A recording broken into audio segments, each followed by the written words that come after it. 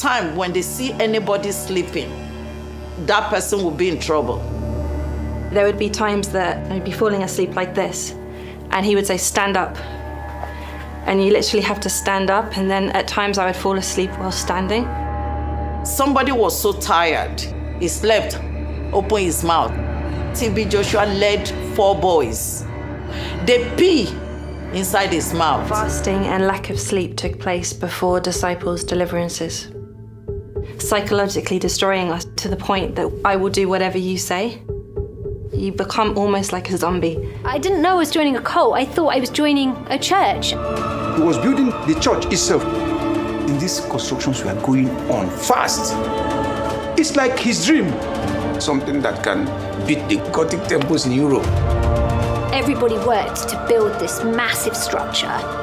TB Joshua was trying to create his own empire.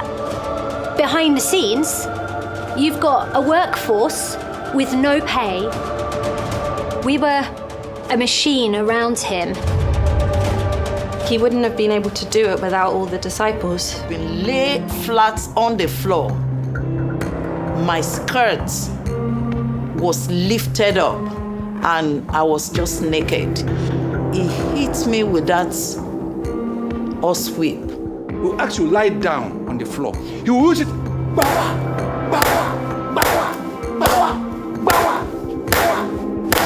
Everywhere blood.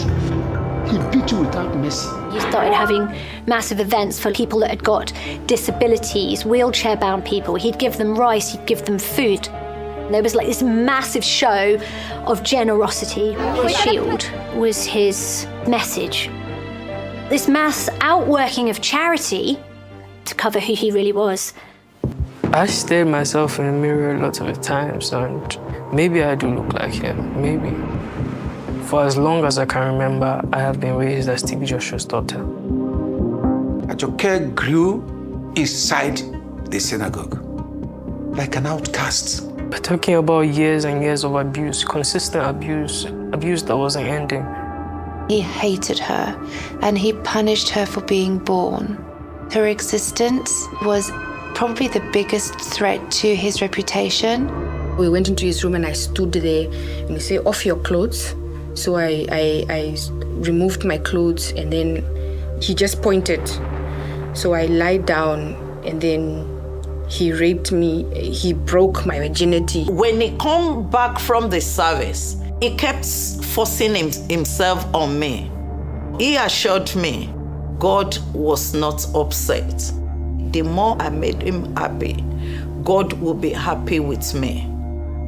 He grabbed me and he held me very close to him, and he literally then pushed me down to the bed and he got on me.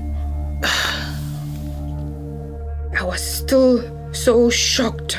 I was still bleeding. He spit on the floor and he held my hands and he looked straight into my eyes and said, I can see you are my child now. Don't betray me. He designed a system for deceiving all of us disciples. A lot of women were being abused by this man. I had no idea. I thought I was the only one. I didn't know that that thing had happened to anybody else. No fewer than 50 persons are here killed following the collapse. My daughter died in the place where I thought it's safe. Why Senior Prophet TB Joshua was alive? In his lifetime, I spoke my mind as I'm led by God to speak about his ministry and his person. And most often we talk on phone. Not for eye service, not for cloud, not for audience, not for anything. That's just me. That's what I stand for. Like I said, that I'm one prophet that if everybody is going this direction, I think my own leading go opposite direction. I don't know why. We will continue to celebrate this patriarch of faith. Our opinion, or the opinion of people about Senior Prophet TB Joshua, to me, you are entitled to your opinion. This is my own opinion. We have a man who came, who saw, who conquered, who break ground, who had his own flaws like every one of us who think we can point accusing finger, who in the midst of it was an epitome of humility, love, who is the pioneer of let love lead, who have the passion for souls, who was completely focused on his assignment, who was the most persecuted man of God in the world, who despite the whole persecution continued to ride on the wings of his calling. If we are looking for a general who has stepped the soil in our time, we should not forget this patriarch of faith. We have a lot to learn from this great hero of faith. Our love goes to Mama Evelyn, the ministry, and what she stood for and what he stood for and what she's standing for, that the fire is burning through her. Prophet TB Joshua is a gift to the body of Christ. And he remains a gift. And like I said, during his lifetime and after his lifetime, that there are some people with due respect and humility. If they are to live 1,000 years, they will not do what he did in the short time he stayed on earth. Throw stone on us, abuse us, will we continue to talk about what we saw, what he did, and how he did it, and how he lived his life. We knew how he ended the story. He finished preaching and teaching and praying for the sick, and entered and sat down and died. It was not a plane crash. It was not an accident. It was a glorious exit. You talking, we want to know how you are going to live. He talked and said, there is a time to be born, a time to live. There is nothing more prophetic like that. I don't care what you think about me in Nigeria. You are entitled to your opinion. I have said it and I will continue to say it. Prophet TB Joshua is an hero of faith. We will celebrate him despite your persecution.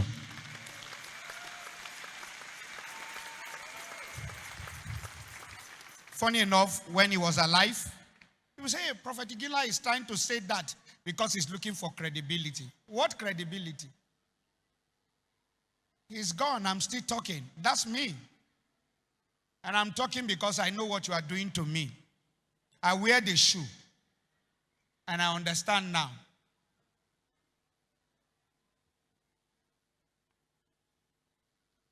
Don't talk about me when God take me home. Start talking about me now. Some people are trying to identify with him after he has gone. We salute you. Thank God you have repented. We will not change our mind. I've been hated for what I'm standing for. And I will continue to stand for it. I don't need any group to be authentic. I'm simply authentic. So I still, in his absence, still say, congratulations to the Squan ministry.